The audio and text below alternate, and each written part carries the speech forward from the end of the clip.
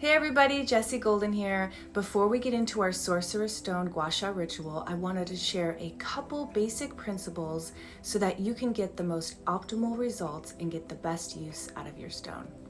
Okay, first things first, I highly recommend that you keep your stone in the bag that it comes in a safe place in between use. After each use, I highly recommend that you wash it with soap and water, put it back in its bag in a safe place. The other thing is, while you're washing it, it can be extra slippery. So some people even like putting a towel in the bottom of the sink so that in case they drop it when it's slippery, it won't break. So keep it in the bag in a safe place. Okay, now we're gonna break down the different edges of the stones and how you can get the most out of each edge.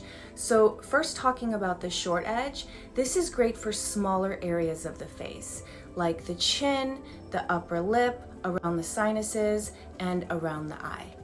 And then moving on to these two little notches here that we call the U-shaped edge, this is great for sculpting out the jawline, sculpting out the cheekbones, sculpting out the brow bone, and then also putting this notch directly on your cervical spine back here.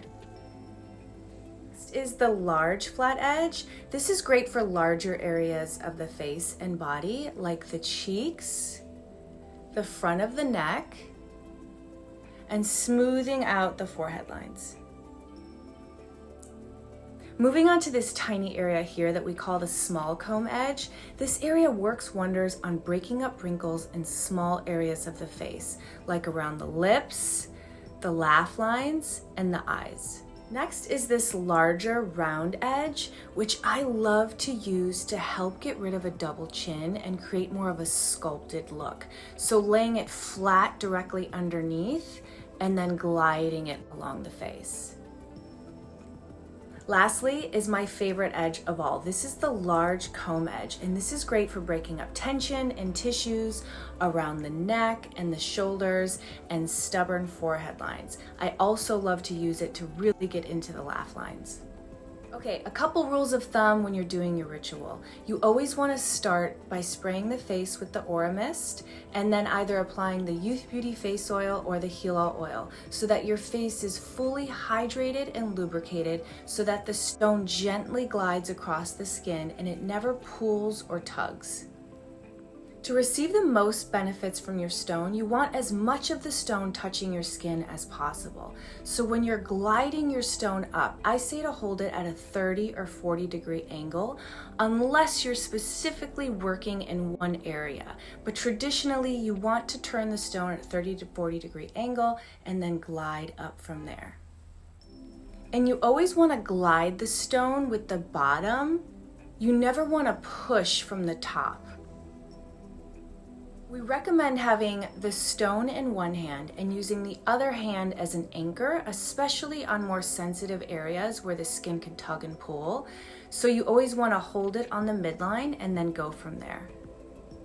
I do need to preface, there are some areas where I don't do this because my right hand is injured, so my technique is not always exactly right, but it just goes to show you that everything can be modified, and even if you don't do it exactly perfect, there's no perfect way to do it. Listen to your intuition and go with mindful, delicate, intuitive strokes. I highly recommend that you do the entire right side of your face before moving on to the left. Traditionally, it is understood that energy circulates from the right to the left, and it is believed that you will see better results this way. And not only that, it's really fun to do one side of the face before moving on to the second side so that you can see the immediate lifting results. I recommend on most strokes that you set the stroke with a wiggle at the top. And I recommend doing 3 to 10 mindful, intuitive strokes in each area.